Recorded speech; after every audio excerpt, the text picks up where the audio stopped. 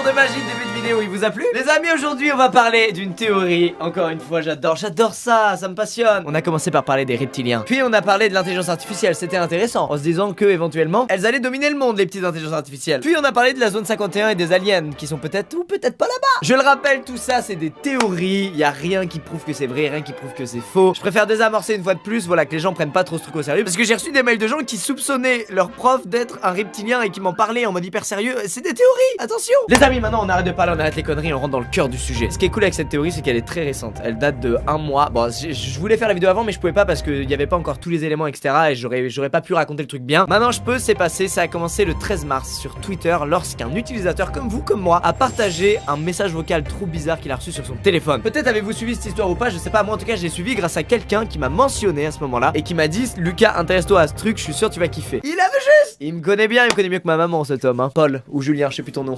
Peut-être Thierry. Bref, le 13 mars, un utilisateur du nom de Tai demande de l'aide aux tweetos pour déchiffrer un message vocal trop bizarre qu'il vient de recevoir. Alors ce message vocal, qu'est-ce qu'il raconte? Eh ben écoutons-le ensemble. Sierra, Delta, Alpha, November, Golf, Echo, Romeo, Sierra, Oscar, Sierra. N'est-ce pas creepy sans déconner? Imaginez-vous recevoir ce message sur votre boîte mail. Moi j'aurais fait comme ça et j'aurais partagé sur Twitter, j'aurais dit: qu'est-ce qui se passe? Qu'est-ce qui m'arrive? Alors les tweetos sont immédiatement intéressés à son tweet. Il y a eu plus de 150 000 RT sur son tweet parce que tout le monde s'est dit: what the fuck, qu'est-ce que c'est que ce bordel? Le message utilise l'alphabet phonétique de l'OTAN, c'est ce qui est entre autres utilisé pour les communications radio parfois. C'est un truc qui est utilisé normalement surtout par l'armée ou les secours ou la police. Pour le déchiffrer c'est assez simple, en gros faut juste garder la première lettre de chaque mot et ça te donne d'autres mots. Voilà, par exemple, je sais pas moi, pour dire Squeezie, ben tu dis Sierra, Québec, uniforme, Echo, Echo, Zulu, India, Echo. Voilà, ça fait Squeezie. Ok, je vais pas vous faire travailler aujourd'hui, vous pouvez ranger les stylos et les cahiers. Tai a déchiffré le message vocal pour nous et ça donne: danger SOS, it is dire for you to evacuate because you they are not human. SOS, danger SOS. Ce qui en français nous donne: danger SOS, il est terrible pour vous d'évacuer, soyez prudents, ils ne sont pas humains. SOS, danger SOS.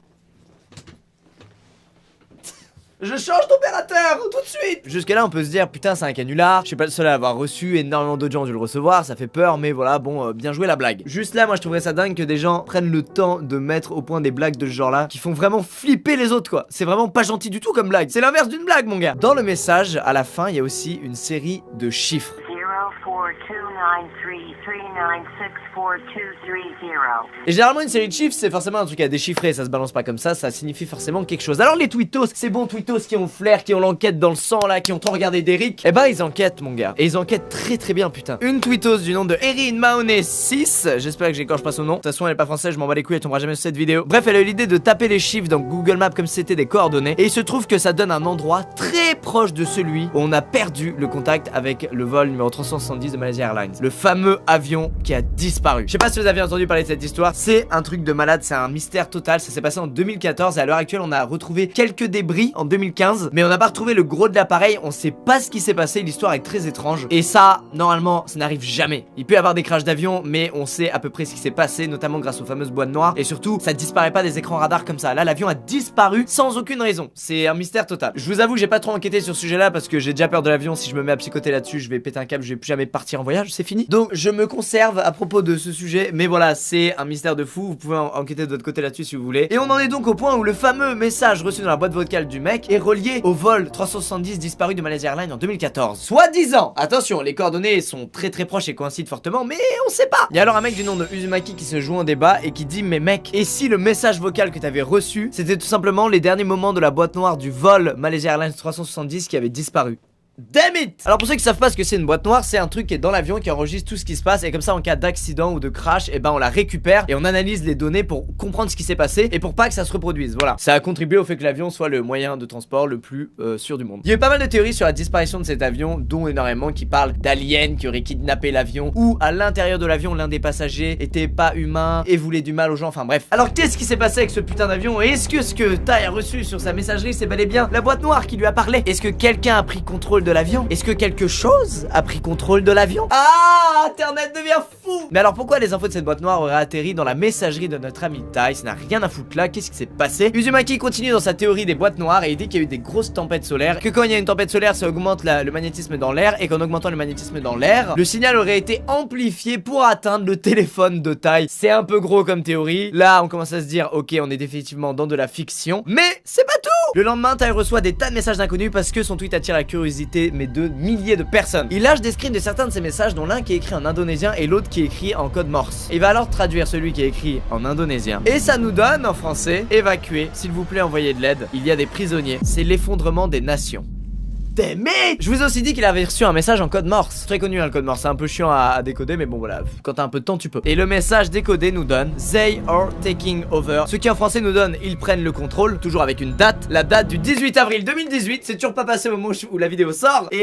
Et là, il y a masse gens qui ont psychoté, qui ont dit ah putain, les aliens arrivent le 18 avril. Ça a spéculé comme ça dans tous les sens. Et Ty, qu'est-ce qu'il a fait? Il a désactivé son compte Twitter. Tout le monde s'est dit putain, le gars il a balancé son gros fake monté de toutes pièces et il se casse comme ça. Vieux conspirationniste de merde. Ce mec là a accepté un appel Skype avec un autre youtubeur dans lequel il a l'air hyper sincère déjà. Et il dit que c'est vraiment pas lui qui a créé ce message vocal. Il a vraiment reçu ça. Il est vraiment allé sur Twitter en disant putain c'est quoi, aidez-moi, je comprends pas. C'est pas du tout un gars qui croit aux théories conspirationnistes de base et ses potes pareil. Et en fait il expliquait qu'avec la proportion que ça a pris, déjà il recevait énormément de messages, dont beaucoup de messages de haine. Du coup on est là avec toutes ces infos. À partir de là, qu'est-ce qu'on fait? Il faut se dire que ce message vocal il a probablement été créé par quelqu'un qui a envoyé ça à Ty. Ty avait quelques milliers de followers, donc c'est judicieux en plus d'envoyer ça à un mec à quelques milliers de followers. Le gars savait que de base ça allait faire un peu de visibilité et que ça pouvait partir en gros buzz. Et c'est ce qui s'est passé. Donc a priori, on dirait au final un jeu d'énigmes. Et peut-être qu'il y a plein d'autres gens qui ont reçu le message mais qui sont tout simplement pas sur les réseaux sociaux, qui l'ont juste supprimé et qui s'en battaient les couilles. Bref, Ty lui, il l'a partagé et malheureusement ça l'a mis sous le projecteur. Vraiment, je vous ai dit, la vidéo elle a fait plus de 8 millions de vues. Le pauvre, tout ça l'a dépassé. Du coup, il avait désactivé son compte Twitter. Il était revenu sous un autre nom. Mais du coup, il avait une photo comme l'autre compte, donc les gens pensaient que c'était un fake et il s'est repris encore plus d'insultes, enfin le pauvre. Tout ça pour vous mettre en garde sur ce que vous partagez sur les réseaux sociaux. Ça peut vous mener comme Ty à de très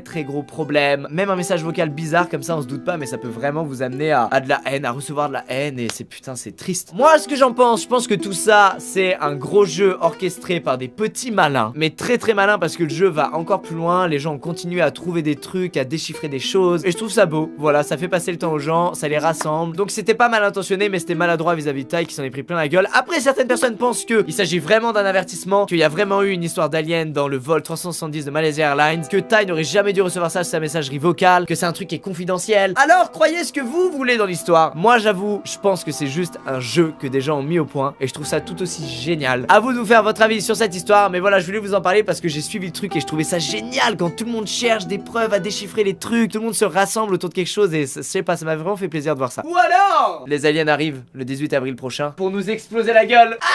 Merci d'avoir regardé la vidéo, je vous fais des gros bisous, c'était génial, n'hésitez pas à l'aimer si elle vous a plu, si vous voulez d'autres théories comme ça. J'adore en ce moment vous parler de ça, j'espère vraiment que ça continue à vous plaire, on apprend des trucs. Alors là, il y avait pas trop de science contrairement à l'intelligence artificielle ou la zone 51, c'est vraiment que des théories, c'est juste l'histoire d'un mec qui a reçu un message, et je trouve ça fou en fait, que en 2018 il y a des gens, ils ont une vie normale et d'un coup ils reçoivent un truc, ils sont sous le projecteur, ça fait des millions de vues, tout le monde en parle, les médias relayent le truc, c'est fou, on est dans une époque de malade mon gars. Je vous dis à très vite dans une prochaine vidéo, peut-être gaming, peut-être on parlera comme là, je sais pas. Portez-vous bien, big bisous, à très vite.